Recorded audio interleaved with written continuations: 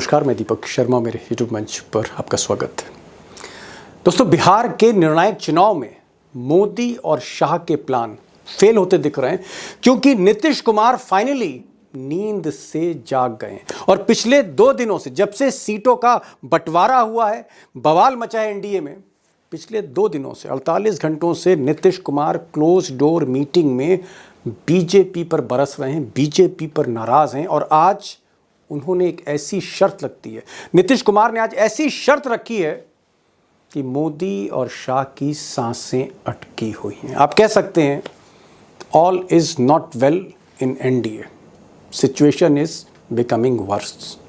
अब आज नीतीश कुमार के कैंप ने अमित शाह को क्लियर कर दिया है कि पहले एनडीए के सीएम फेस का ऐलान करिए, पहले नीतीश कुमार को सीएम का चेहरा बनाइए और उसके बाद बाकी इश्यूज पर बातचीत होगी जेडीयू, बीजेपी, बाकी पार्टीज के बीच में। और ध्यान रहे, ये सारी बातें तब हो रही हैं जब पहले फेज के चुनाव में नामांकन भरने के कुछ ही घंटे और बचे हैं। अब दोस्तों, ये मसला इसलिए उलझता चला जा रहा है क्योंकि दूसरी तरफ बीजेपी में अमित शाह ये डिसाइड कर चुके हैं कि चाहे कुछ भी हो जाए, अगर एनडीए जीतती है तो इस बार बीजेपी का सीएम होगा।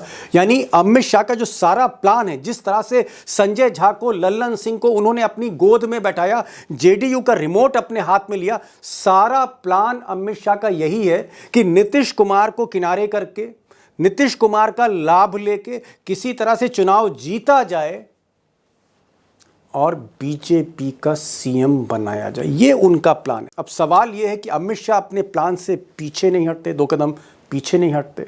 अगर अगले 48 घंटे में वो नीतीश कुमार को सीएम फेस डिक्लेयर नहीं करते, अगर ऐसा नहीं करते हैं तो फिर नीतीश कुमार क्या करने जा रहे हैं, और खासकर 14 तारीख के बाद जिस दिन नतीजे आएंगे उस दिन नीतीश कुमार क्या करेंगे, ये बड़ा क्वेश्चन। और जानकार कह रहे हैं कि नीतीश कुमार को किसी भी कीमत पर बीजेपी का सीएम फेस बर्दाश्त नहीं है।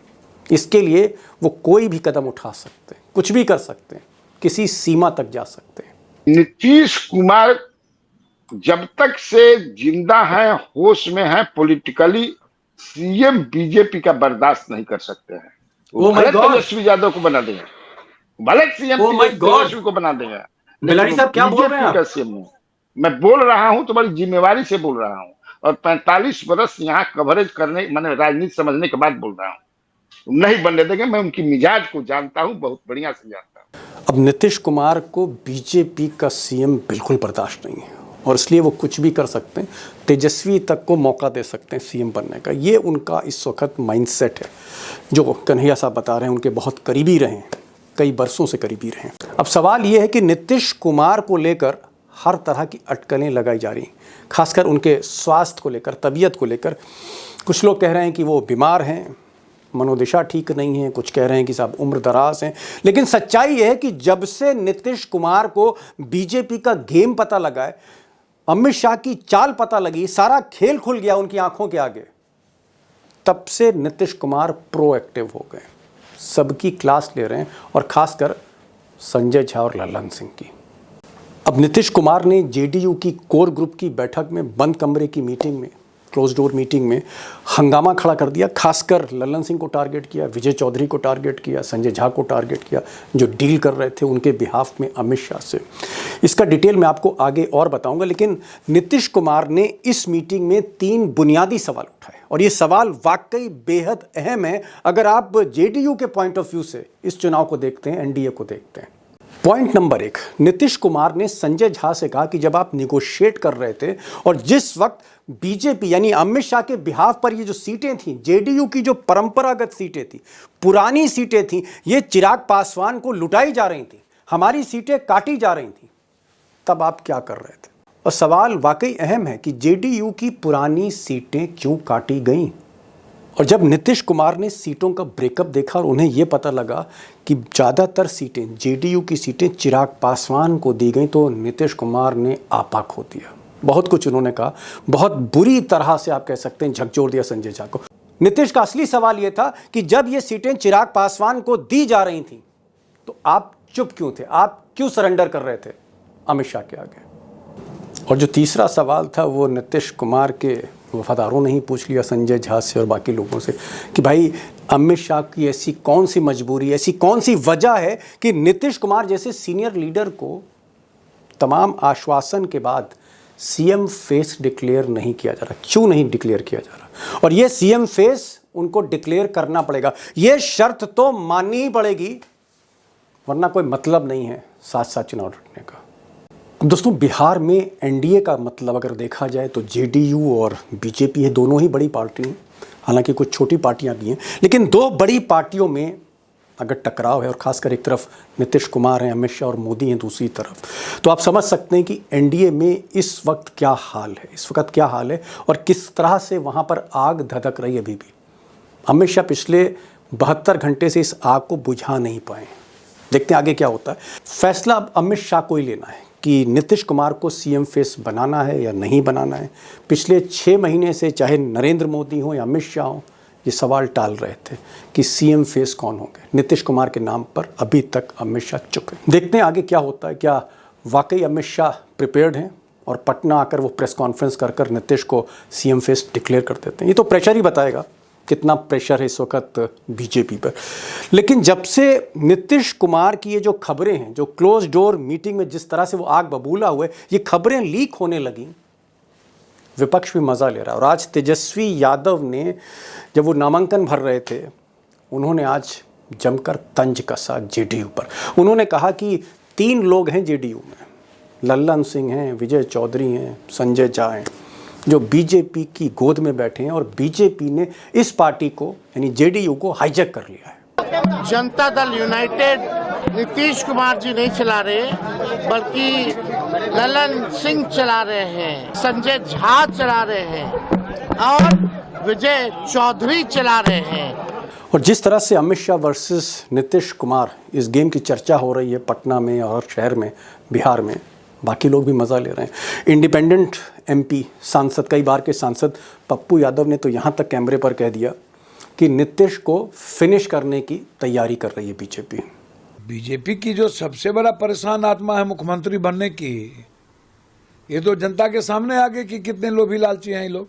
जनता तो समझ गई बीजेपी की साजिश को कि ये नीतीश कुमार को फिनिश करना चाहते हैं। अब दोस्तों, जो बड़ा सवाल है वो ये है कि क्या अमित शाह अपना प्लान, जो प्लान उन्होंने बना रखा है साल भर से, क्या वो उसको बदलेंगे और नीतीश कुमार को आखिरकार सीएम फेस एनडीए का डिक्लेयर कर देंगे? क्या वो ऐसा करेंगे? और अगर वो नहीं करते, अगर अमित शाह अपने प्लान पर वो कायम रहते हैं, कोई चेंज नहीं करते, जैसा भी कि उनका मिजाज है, अगर ऐसा वो नहीं करते, तो फिर आगे क्या होने जा रहा है? क्या नीतीश और अमित शाह या JDU versus BJP, original JDU versus Gujarat lobby की बीजेपी, क्या इसमें टकराव और बढ़ेगा और टकराव बढ़ेगा? और टकराव बढ़ता है तो फिर आगे क्या होने जा रहा है? कम से कम एनडीए में क्या होने जा रहा है चुनाव के बीचों बीच? अब दोस्तों, सवाल वाकई बड़ा है, क्योंकि मैं पहले भी कई बार कह चुका हूं कि बिहार का ये जो चुनाव है 2025 का, ये मोदी के लिए, शाह के लिए डू और डाई बैटल है, करो या मरो की स्थिति है।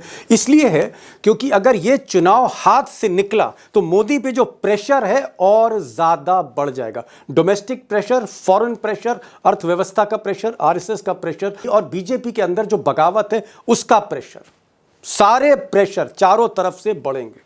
और इस प्रेशर को अगर रिलीज करना चाहते हैं मिस्टर मोदी, तो फिर चुनाव जीतना होगा। ये स्थिति है इस वक्त मोदी शाह की। क्या होने जा रहा है, इसीलिए इंपॉर्टेंट है। और आज हमारे साथ जो एक्सपर्ट हैं वाकई बिहार को भीतर से जानते हैं। हमारे साथ आज कन्हैया बेल्हारी होंगे। 45 साल का जर्नलिज्म का सफ़र है। नीतीश बाबू के साथ बहुत क्लोज रहे, लालू के साथ बहुत क्लोज रहे, बीजेपी को समझते हैं, प्रशांत किशोर को समझते हैं और बेखौफ बोलते हैं। किंग कहते हैं उनको बिहार की रिपोर्टिंग का। कन्हैया बेल्हारी को आज सुनिएगा बिहारी अंदाज में। इसके अलावा संतोष सिंह होंगे, और संतोष सिंह वो रिपोर्टर हैं जो 24 घंटे खबर ढूंढते रहते हैं पटना में, बिहार में। संतोष सिंह को सुनिए, कुछ ब्रेकिंग न्यूज़ मिल सकती है। अभिषेक डेटा जर्नलिस्ट हैं, वो आपके साथ बहुत सी चीज़ें शेयर करने जा रहे हैं। और एक ओवरऑल व्यू आपको उमाकांत देंगे, जो पटना और दिल्ली दोनों को बेहतर समझते हैं, 35 साल से समझते हैं। सबको सुनिए, बहुत सी चीज़ें क्लियर होंगी। भाई अभिषेक, ये बताइए कि क्या ये बात सही है कि एन वक्त पर नीतीश कुमार ने एक सबसे बड़ा कार्ड खेल दिया कि पहले साहब आप चीफ मिनिस्टर का चेहरा घोषित करिए, और जिस चीज से बचना चाह रहे थे अमित शाह, अब उसी चीज में फंस गए हैं। सांस बिल्कुल अटकी सही हुई बात है है। गुजरात लॉबी की। बिल्कुल सही बात है दीपक जी। नीतीश कुमार इस बात पर अड़ गए हैं कि पूर्व के चुनाव की भांति इस बार भी बिहार में जनता दल यूनाइटेड को ही, यानी नीतीश कुमार को ही मुख्यमंत्री पद का चेहरा घोषित किया जाना चाहिए। एनडीए बिना चेहरे के चुनाव में ना जाए।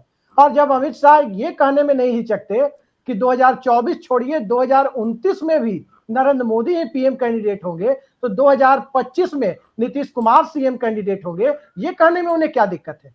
या तो ओके। कोई बदनीयती है, या तो कोई बदनीयती है, या नियत में खोट कहें इसे, या फिर कोई और चीज है जिसको लेकर भारतीय जनता पार्टी हिचक रही है। बीजेपी की लंबे समय से हसरत रही है कि बिहार में उसका अपना मुख्यमंत्री बने।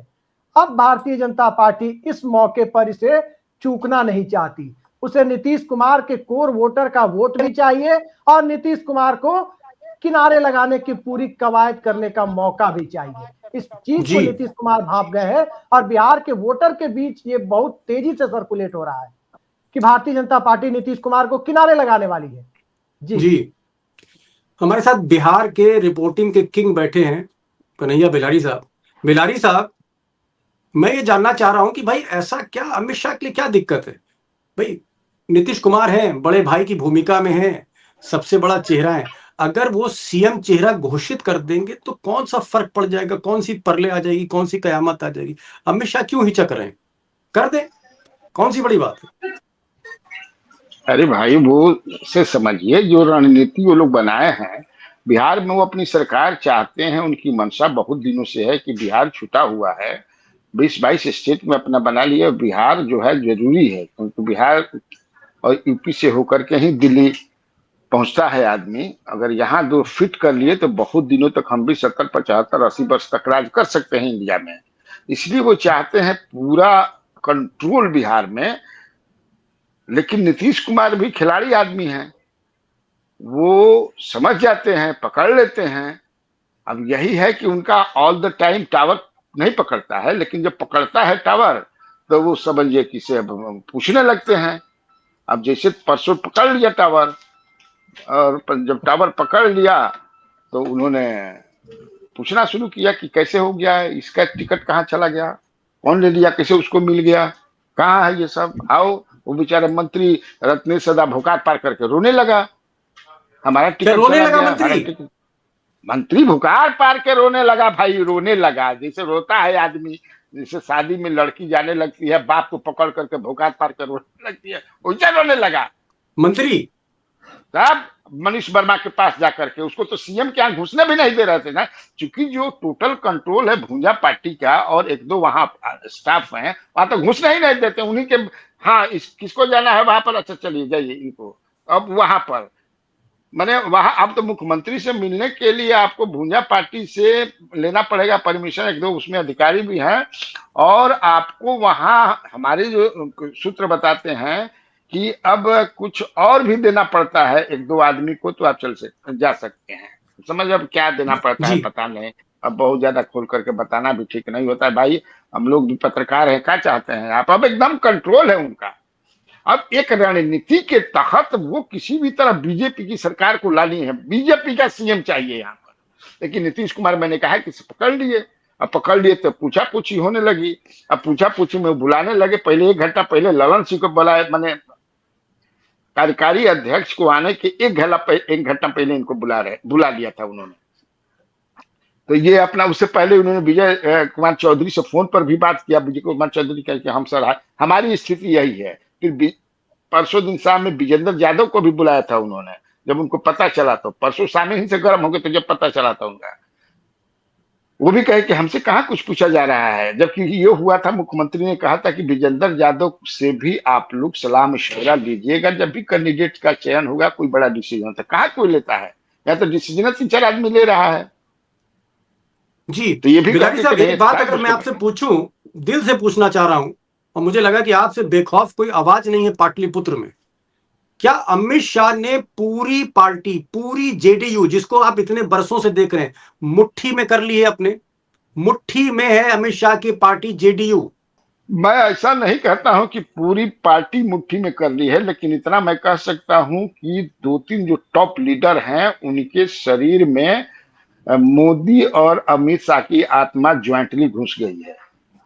लेकिन मैं ये भी जानता हूं, आज आपके चैनल पर मैं पहली बार बता रहा हूं, इस बात को आप नोट कीजिए, नोट कर लीजिएगा कि नीतीश कुमार जब तक से जिंदा है, होश में है, पॉलिटिकली मतलब जो है अभी, भले कभी कभी टावर पकड़े, जी।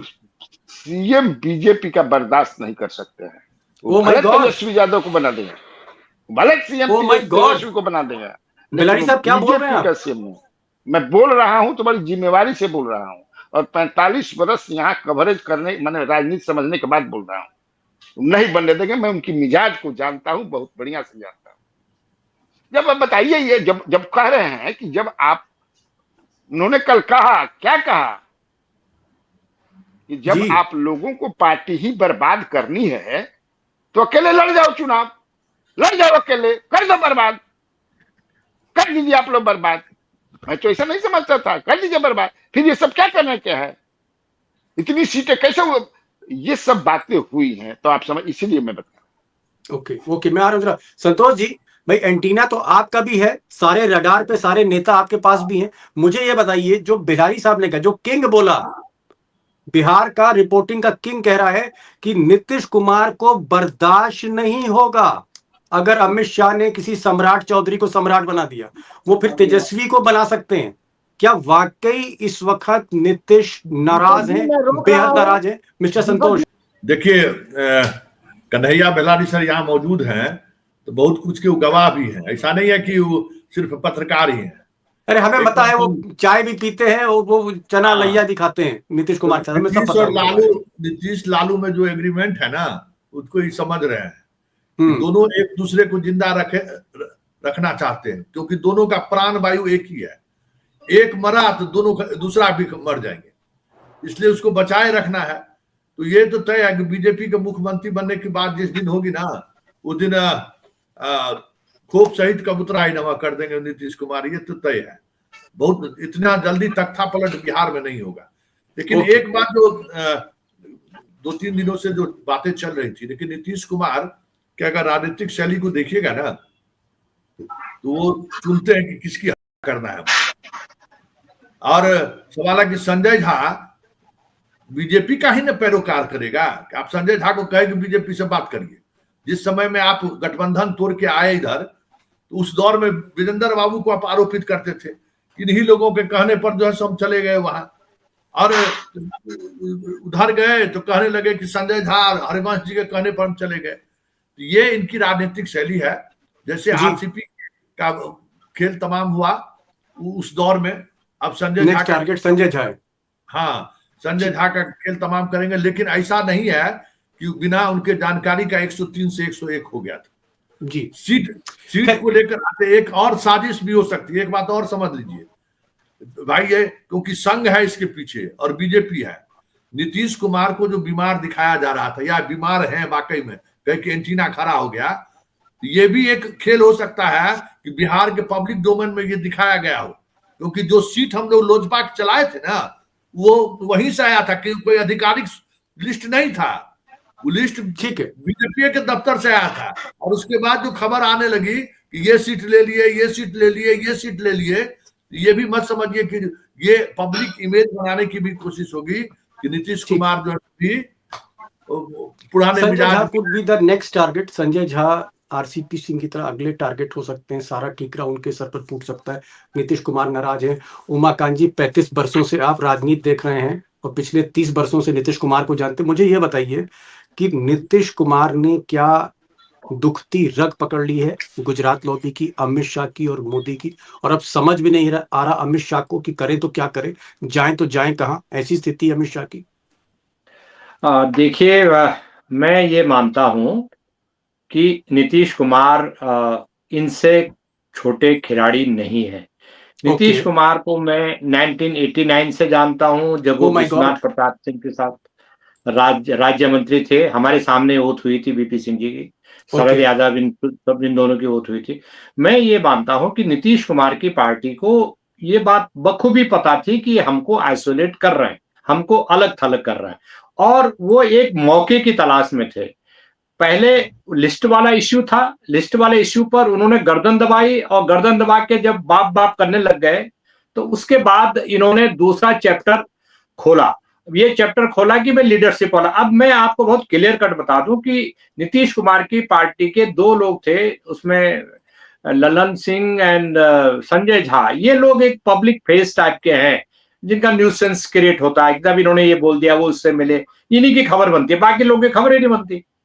नीतीश कुमार ने मौके का, और नीतीश कुमार कभी नहीं बोलेंगे पब्लिक में, ये जो खबर उड़ रही है ना कि ये हो गया, नीतीश कुमार ने कहा मुझे मुख्यमंत्री बनाओ, नीतीश कुमार कभी नहीं बोलते कि मुझे मुख्यमंत्री बनाओ, मुझे नहीं बनाओ, कभी नहीं बोलते वो। मैं उनकी बात से, बेलारी साहब के और संतोष जी की बात से एग्री कर रहा हूं, कभी वो नहीं बोलेंगे।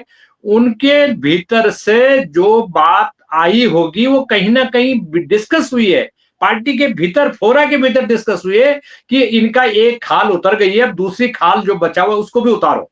तो धीरे धीरे करके जो गुजरात लॉबी की जो खाल उतारने का जो काम हुआ है, और अब तो इनको घोषित करना पड़ेगा। अब इनके सामने कोई विकल्प नहीं है कि इनको पब्लिक प्रेस कॉन्फ्रेंस करके पब्लिक रैली में ये घोषणा करना पड़ेगा गुजरात लॉबी को, और पटना आके करना पड़ेगा। नहीं तो जनता दल यूनाइटेड का जो पिछले 3 दिन से जो जो गुबार निकला, जो ज्वालामुखी भड़का है, जिस ज्वालामुखी के ज्वाला के जो जो राख होती है उसमें ये सब लोग जल के भस्म हो गए। अब इनको बोलना पड़ेगा कि देखिए, आप हमारे नेतृत्व में 20 साल से जिनका नेतृत्व है, जब तक वो, और नीरज कुमार तो उनके जो खास आदमी हैं, वो तो कह चुके पब्लिकली कि जब तक नीतीश कुमार चाहेंगे उनको आप बेदखल नहीं कर सकते, गुजरात लॉबी आकर के डिक्टेशन नहीं दे सकते, जब तक वो चाहेंगे मुख्यमंत्री बने रहेंगे। तो ये जो मुद्दा है, ये मुद्दा मुझे लग रहा है कि गुजरात लॉबी ने अगर क्लियर नहीं किया तो ये अपोजिशन को और एम्युनेशन मिलेगा, इससे और एम्युनेशन और गोला बारूद मिलेगा। जी मैं रहा हूं, मैं किंग भिलारी के पास भी आऊंगा, लेकिन मैं जरा अभिषेक के पास जा रहा हूं, डेटा जर्नलिस्ट के पास। क्या अभिषेक, आपको लगता है कि अब प्रेशर अमित शाह पर है और ये जो आग लगी है इसको अमित शाह ही बुझा सकते हैं? और क्या आपको लगता है अभिषेक, अमित शाह, जैसा कि इशारा किया उमाकांत जी ने, कि मजबूरी में अब नीतीश कुमार का नाम अनाउंस करना पड़ेगा? क्या आपको लगता है ट्रैप में फंस गए हैं अमित शाह? देखिए दीपक जी, बिहार में भारतीय जनता पार्टी जहां है उससे काफी नीचे जाने की स्थिति में इस चुनाव में दिखाई दे रही है, क्योंकि एक तरफ प्रशांत किशोर बीजेपी के कोर वोटर्स में डेंट लगा रहे हैं, दूसरी तरफ वो बिना चेहरे के जाना चाहती है, तीसरी तरफ नरेंद्र मोदी और अमित शाह का ग्राफ गिर रहा है, चौथी तरफ जाति जनगणना के बाद पूरे बिहार में हर जाति के अंदर एक ओम प्रकाश राजभर खड़ा करने की प्रक्रिया चल रही है, पांचवी तरफ बिहार का वोटर अब भी बदलाव की इच्छा रखने के बावजूद नीतीश कुमार का विकल्प नहीं ढूंढ पाया है।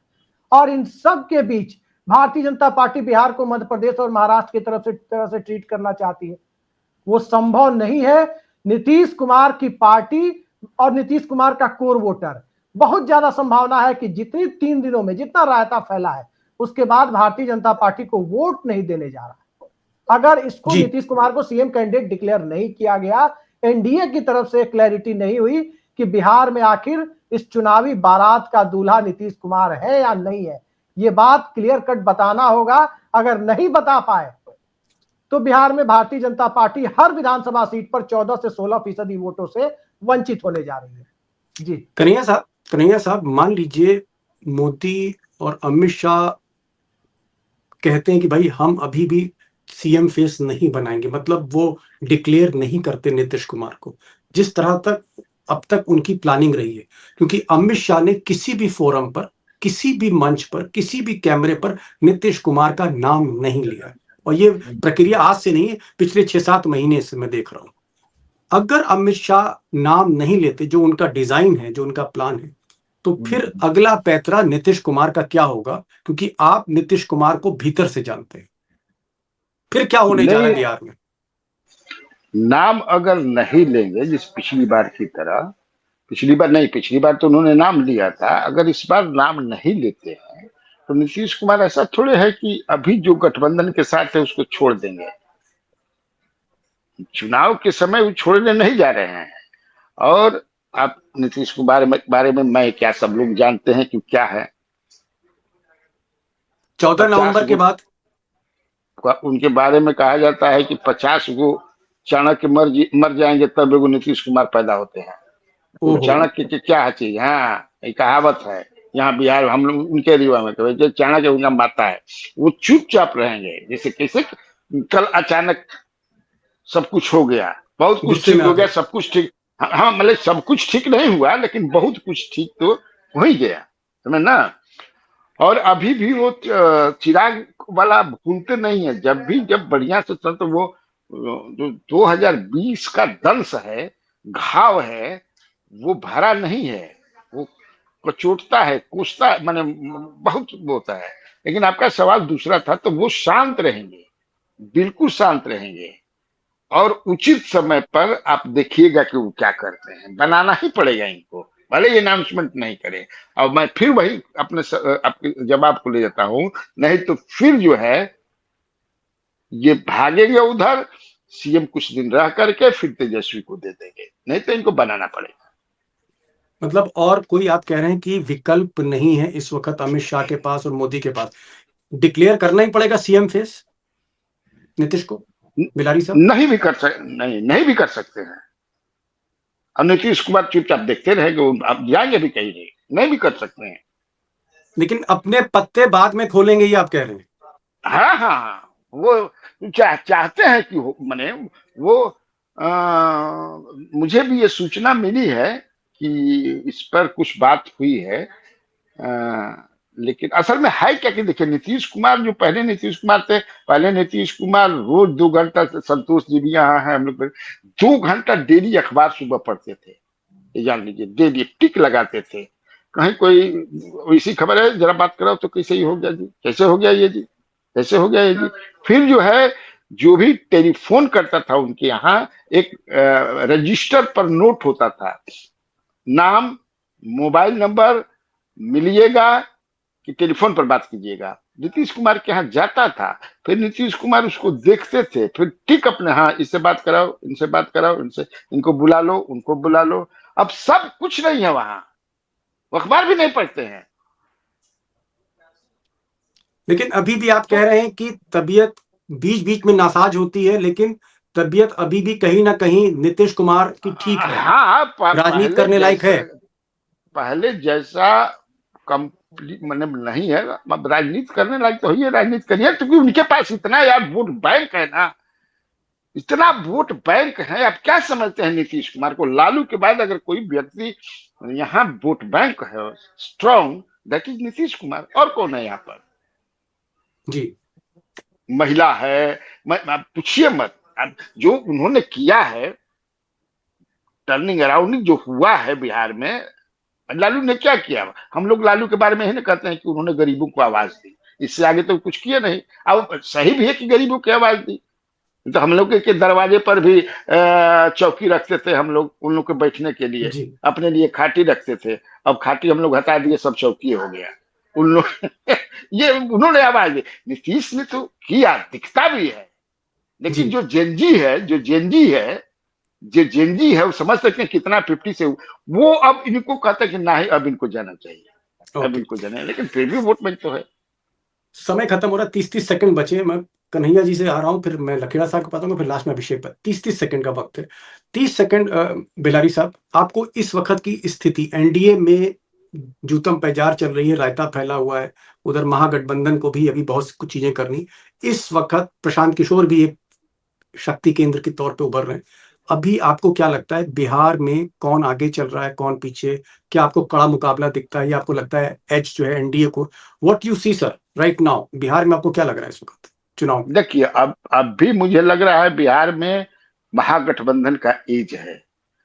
जिस तरह से अभी चल रहा है आपको एनडीए में, हालांकि उधर भी है, सीट को लेकर के अभी भी है, तनाव है बना हुआ, लेकिन आज वहां तो क्लियर हो गया, क्योंकि 61 पर कांग्रेस मान गई है, 18 पर ये मान गए हैं, तो यहाँ वहां हो गया।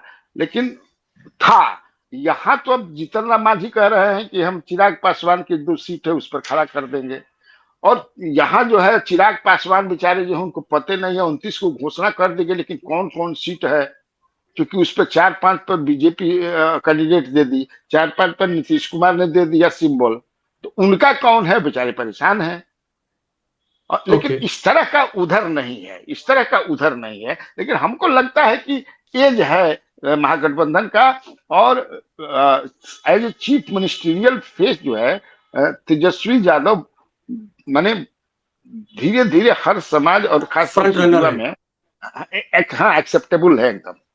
ओके, तेजस्वी फ्रंट रनर है, बिलारी साहब कह रहे हैं, और बिलारी साहब ये भी कह रहे हैं कि महागठबंधन को एच दिखती है, कहीं ना कहीं एनडीए में जिस तरह का जूतम पेजार है वो एक डिसएडवांटेज है मोदी शाह के लिए।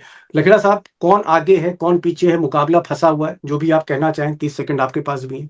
देखिए देखिए, सबसे बड़ा पेंच है कि चिराग पासवान, जनता दल यूनाइटेड, इनके बीच में भले ही ये एनडीए के बैनर के नीचे इनका नाम के लिए लड़ रहे हैं, जमीन पर यह है कि एक भी वोट, मुझे ये मेरा जो फीडबैक है, पर्सनल फीडबैक है, चिराग पासवान का जो वोट बैंक है, पासवान वोट बैंक है रामविलास जी के टाइम से, वो वोट बैंक एक भी वोट नहीं देने वाला है जदयू को, नीतीश कुमार की पार्टी को बिल्कुल नहीं देने वाला है। ये बीजेपी के लोगों को दिल्ली में ये फीडबैक मिल चुका है।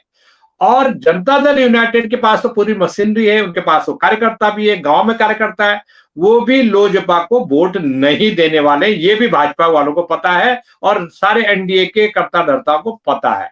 अब सवाल यह है कि 50% वोट भी एलजेपी का बीजेपी को नहीं पड़ने वाला है। उनको भी पता लग गया कि हमें जो है इन्होंने कुआं दिखा दिया है, अब हमें खाई में मरेंगे। तो एनडीए पूरी तरह बिखराव की हालत में है, और बिखराव की स्थिति में ये चुनाव मैदान में जा रहा है। और जो बिखरी हुई पार्टी होती है, टूटे हुए दिल होते हैं, जब ये चुनाव लड़ने जाएंगे क्या लड़ाई लड़ेंगे? तो इसलिए आधे मन से युद्ध नहीं महागठबंधन, जीते जाते, आप सही कह रहे हैं, आधे मन से जी युद्ध नहीं जीते जाते। अभिषेक, 30 बिल्कुल। सेकंड, 30 सेकंड, आपको क्या लग रहा है, मुकाबला फंसा है, मोदी शाह का रथ आगे है या फिर तेजस्वी राहुल का रथ ही आगे है? देखिए बताइए दीपक क्या जी, लग रहा है इस सबसे वक्त राइट पहले नाउ? दीपक जी, मैं साफ कह रहा हूं कि जनता दल यूनाइटेड बिहार में सिंगल लार्जेस्ट पार्टी बनने जा रही है। चलिए, भारतीय जनता पार्टी को बहुत बड़ा डेंट है, रिपेयर कर ली तो वो भी सिंगल लार्जेस्ट पार्टी की होड़ में शामिल हो सकती है, लेकिन 3 दिन से जो रायता फैला है उसमें रिपेयरिंग मुश्किल हो गई है। हमारे एक्सपर्ट जिसमें कन्हैया बेलारी, मैं उनको किंग कहता हूं, रिपोर्टिंग का किंग, पुराने जर्नलिस्ट बिहार के, उनका ये कहना है कि नीतीश कुमार ने नस दाब रखी है और कहीं ना कहीं गुजरात लॉबी फंसी हुई है। यही बात दोहरा रहे हैं लखेड़ा साहब। अभिषेक कह रहे हैं कि ये जो लड़ाई है गठबंधन से कहीं ज्यादा अब सिंगल लार्जेस्ट पार्टी बनने की लड़ाई है। और अगर अमित शाह ने अगले 48 घंटे में नीतीश कुमार को लीडर नहीं माना, सीएम फेस नहीं माना, तो बेलारी साहब कह रहे हैं फिर उल्टी गिनती शुरू हो सकती है और नीतीश कुमार 14 नवंबर के बाद असली रंग दिखा सकते हैं। कुल मिलाकर मुकाबला दिलचस्प होता जा रहा है। कन्हैया साहब, आप आए, आपको पकड़ना बड़ा मुश्किल है। तेजस्वी लाइव पर आ सकते हैं, लेकिन कन्हैया बिहारी आज की तारीख में लाइव पर नहीं आ सकते, बिजी हैं, हर चैनल इनको चाहता है। चलिए, हमारे सौभाग्य की आप आए और आते रहे। उमाकांत जी, आपका भी शुक्रिया। अभिषेक, आपका भी शुक्रिया। हमारे साथ संतोष जुड़े थे, उनका बहुत बहुत शुक्रिया। Thank you so much for joining this show. Thank you so much sir.